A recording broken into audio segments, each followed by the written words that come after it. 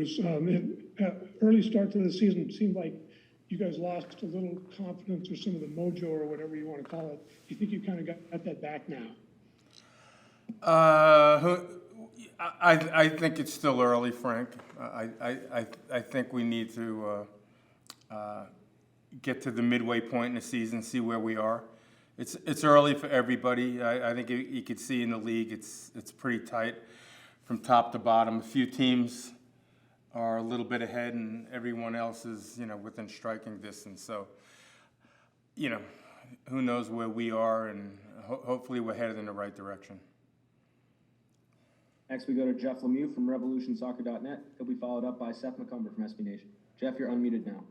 Bruce, I know it was such a crazy start to the season with everything going on. So how beneficial has it been for the group over the course of the past month or so just to kind of get into a regular rhythm in terms of training and games? It's been better. I don't know if it's been a month of that, but it's been better, and the weather's finally cooperating a little bit in Boston. So our training schedule and the way we do things is a little bit more consistent now. So hopefully that's a positive as we move forward. Next, we go to Seth McNation. He'll be followed up by Tom Fleming from WPRO. Seth, you're unmuted now.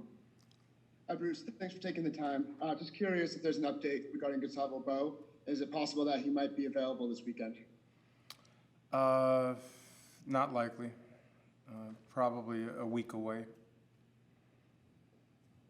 Next, we go to Tom Fleming from WPRO. He'll be followed up by Jamie Rook. Tom, you're unmuted now. Hey, Coach. Good to see you. Just separate of this weekend's game, Seattle winning CONCACAF Champions League last night. You've brought them up with us in the past, talking about, they seem to be a pretty consistent club. What is it that they do up there in the Northwest that sets them apart from the rest of the league? And, how far do you think you guys are from trying to, match what they're doing? Well, I don't know if they're set apart from the rest of the league. They're certainly in the upper tier of teams in the league. What they do well, they have a great fan base as a starting point. I think when you play at home and average whatever they average, which is pretty good, and last night they had 68,000, that's pretty impressive. But they've done a real good job in recruiting their designated players and their roster.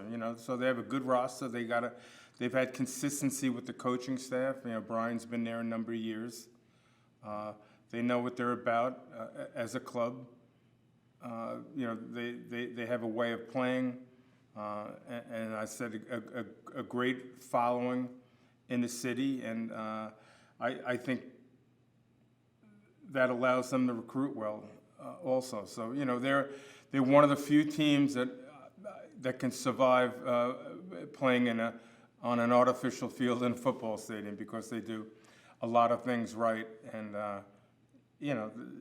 there's not any, maybe an answer to your question, I don't think there's anything they do wrong. So it's a real positive. So that's why they're consistently good year in and year out. And next, we'll go to Jamie Rook from Last Word on Sports. He'll be followed up by Sam Minton. Jamie, you're unmuted now. Hi, Bruce. Could you talk on what you've made of Columbus so far this season and the challenges you anticipate from them this weekend? Well, I really haven't followed them that closely. Obviously I caught up a little bit this week. I know their record 3-3-3, I believe. I think they started the season with 2 wins and gotten a little bit of a slump and won last weekend and had a draw in Kansas City. But their team is very similar to their team last year. Zellerion's an excellent player. ATN's having a good start. Nagby's one of the best midfielders in the league. They got an experienced goalkeeper. So, they've had a pretty solid start. And, again, they've benefited. The ownership has done a wonderful job there with their training facilities and their new stadium. So, they're a team that's going to be good, I think, year in and year out. I don't even know. Did they make the playoffs last year, Columbus? I can't even remember. They won the Cup the year before, so obviously they're seeking to be a little bit more consistent, and they will be. They have everything in place to be real good. All right, one more question. That'll go to Sam Minton from SB Nation. Sam, you're unmuted. Hello, Bruce. Thanks for doing this. I just wanted to ask about Matt Polster. Some of his efforts can kind of go under the radar in terms of the stat sheet, but can you just kind of talk about how important he's been for the team so far this season? He's been pretty consistent. I'm not even sure if he's missed a game to date. Perhaps it was one game. So he's been consistent. He plays an important role in the midfield as our number 6. He's good at winning balls, and he's good in possession. So and he's solid. He's very verbal on the field, and we're a team that's not real verbal, so that's a real positive as well.